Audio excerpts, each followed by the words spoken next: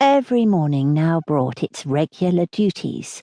Shops were to be visited, some new part of the town to be looked at, and the pump room to be attended, where they paraded up and down for an hour, looking at everybody and speaking to no one. The wish of a numerous acquaintance in Bath was still uppermost with Mrs. Allen, and she repeated it after every fresh proof, which every morning brought, of her knowing nobody at all.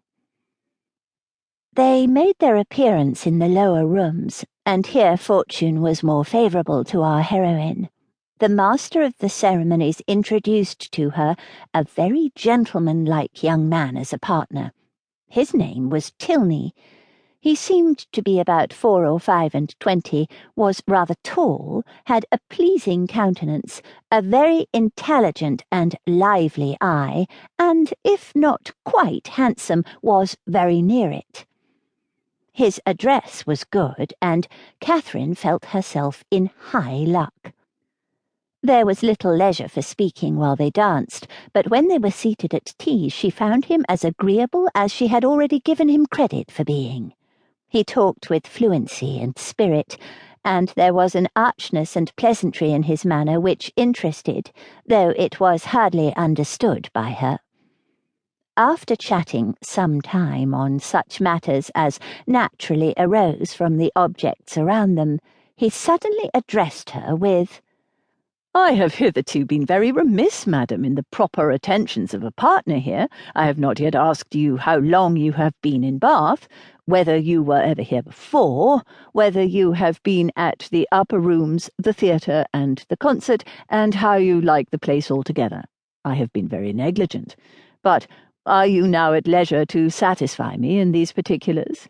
If you are, I will begin directly." "You need not give yourself that trouble, sir." "No trouble, I assure you, madam." Then, forming his features into a set smile and affectedly softening his voice, he added, with a simpering air, "Have you been long in Bath, madam?"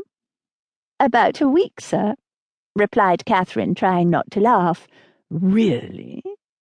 with affected astonishment. "Why should you be surprised, sir?" "Why, indeed," said he in his natural tone, "but some emotion must appear to be raised by your reply, and surprise is more easily assumed, and not less reasonable than any other. Now, let us go on. Were you never here before, madam?" "Never, sir." "Indeed? Have you yet honoured the upper rooms?" "Yes, sir, I was there last Monday." "Have you been to the theatre?" "Yes, sir, I was at the play on Tuesday." "To the concert?" "Yes, sir, on Wednesday." "And are you altogether pleased with Bath?" "Yes, I like it very well." Now, I must give one smirk, and then we may be rational again. Catherine turned away her head, not knowing whether she might venture to laugh. "I see what you think of me," said he, gravely. "I shall make but a poor figure in your journal tomorrow." "My journal?" "Yes, I know exactly what you will say. Friday, went to the lower rooms, wore my sprigged muslin robe with blue trimmings, plain black shoes, appeared to much advantage, but was strangely harassed by a queer half-witted man who would make me dance with him, and distressed me by his nonsense." "Indeed, I shall say no such thing." "Shall I tell you what you ought to say?"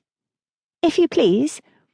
"I danced with a very agreeable young man introduced by Mr. King, had a great deal of conversation with him, seems a most extraordinary genius, hope I may know more of him. That, madam, is what I wish you to say."